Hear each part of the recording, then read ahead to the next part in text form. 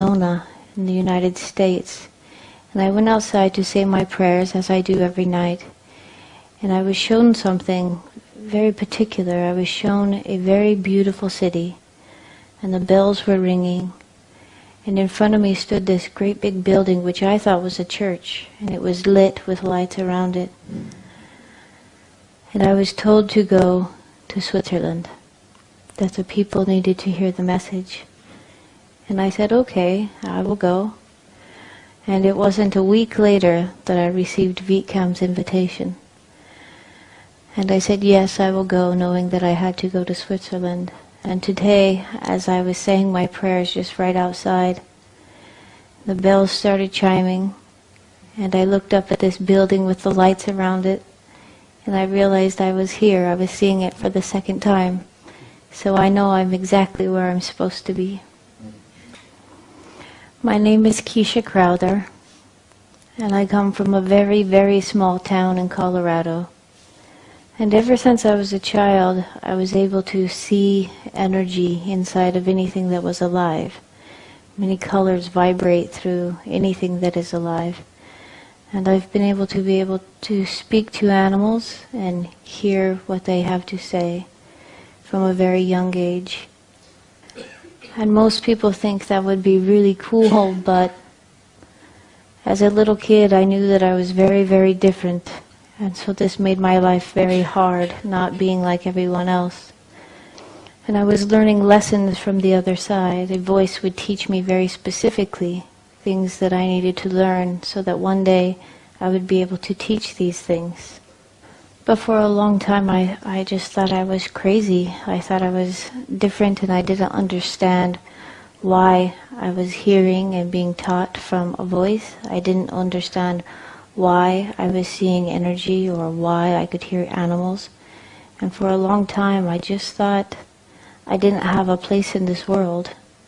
But when I turned 30, I received a phone call from the indigenous tribes of North America, and an elder told me they knew that I was being taught by the other side since a very young age.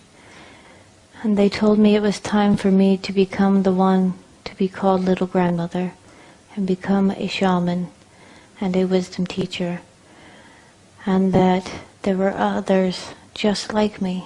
There were 11 others, wisdom keepers, who were just like me, receiving the same messages, and we had a very important role to play on planet Earth.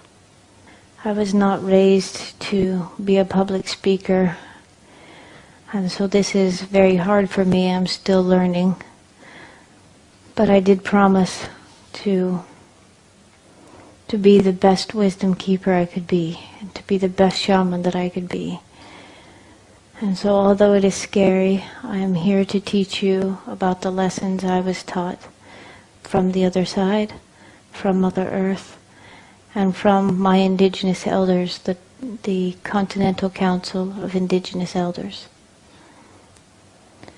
A long time ago on planet Earth, something incredible happened, and the poles shifted.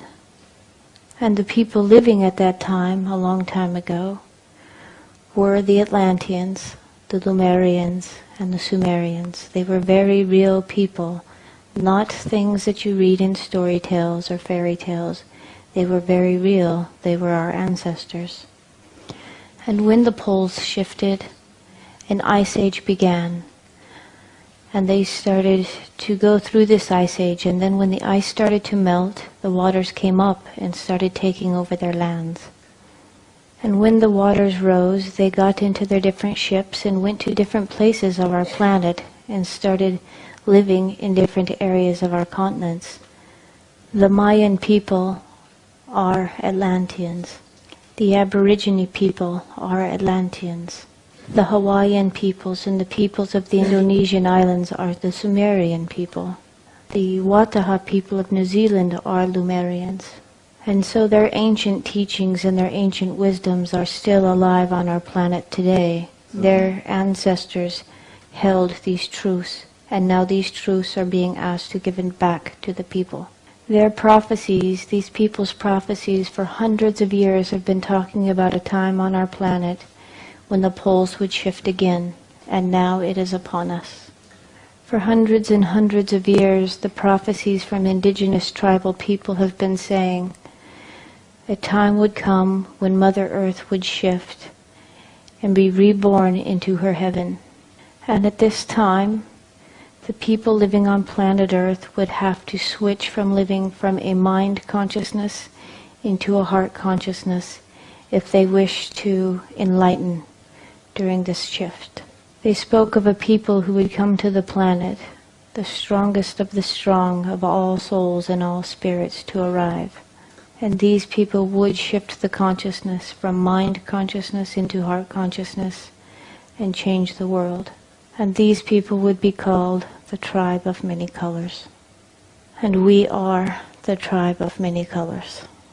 It is us that they were talking about. We are the ones we have been waiting for. The pole shift is happening. It is not going to happen. It has already begun. It is no longer a story that the elders are saying will happen. They are saying it is happening. Due north is no longer due north. It is changing all over the planet. And the poles will not stop shifting until it is completely shifted. A universal truth that we must understand is that Mother Earth is sacred to all beings. And we, the human beings living upon her, will not be allowed to kill her. And yet we have come very, very close. We have done things that we do not have answers for. We have done things to planet Earth that none of our science has a way to fix. We are the ones that must change the way we are living. There is no other people to come and save us. There is no Savior to come and save us. It is us that must save us. The ozone layer is disappearing. The planet's temperature has risen in 2 degrees.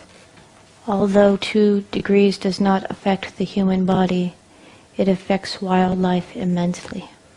The temperature of the water tells the fish when to give birth or when not to. And now the fish are not spawning. Some fish spawn year-round now because the jellyfish wait for only 2 days out of the year for the temperatures to be warm. And when the jellyfish know it is this warm, they give birth to thousands of babies. And now the water stays this temperature always. Now the whole seas, the Chinese seas, only have jellyfish. There are no fish left. 2 degrees allow bugs and insects to live in the north where the Arctic animals live, and now these animals have never had insects, and now the insects are there, and they're killing thousands and thousands of all of the caribou, and the polar bears are dying. It's killing many. We are the only living species on Mother Earth that create trash. And there is a mass of trash that is of plastic, larger than the size of Texas, sitting in the Atlantic Ocean. And something more serious is the Gulf of Mexico's oil spill. It is much worse than anyone is speaking about.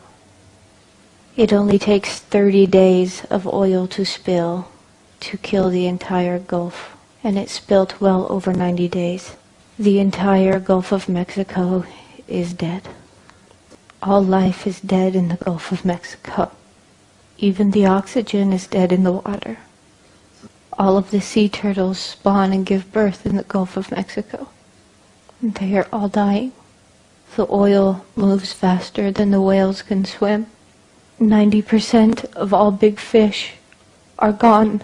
It is not just the Gulf of Mexico's problem, but the Gulf Stream flows through the Gulf and comes straight to Europe, and it is full of oil. Underneath where it spilled is a chamber larger than Mount Everest, full of oil and toxic gas that is large enough to split North America in two. Even if the smallest amount of gas leaks out, it will kill life in 20 miles inward of land automatically. And that's just if the smallest amount leaks out. We have done damage that we have no answers for.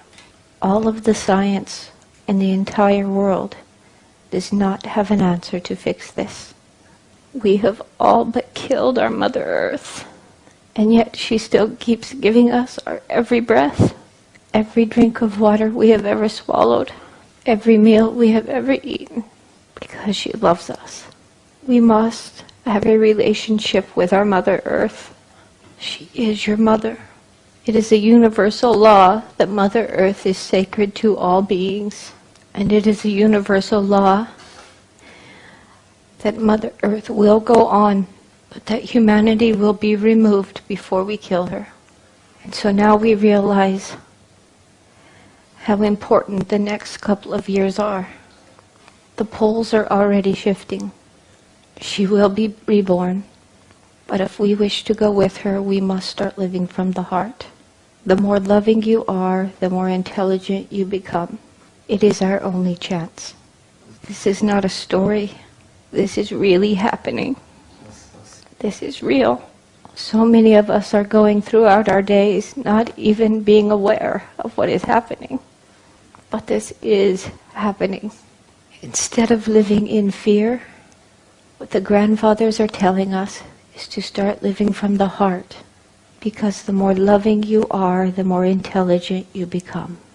If we start being love, we get the answers of how to save our planet, and then we get to stay. If we do not, our children will not have a future. This really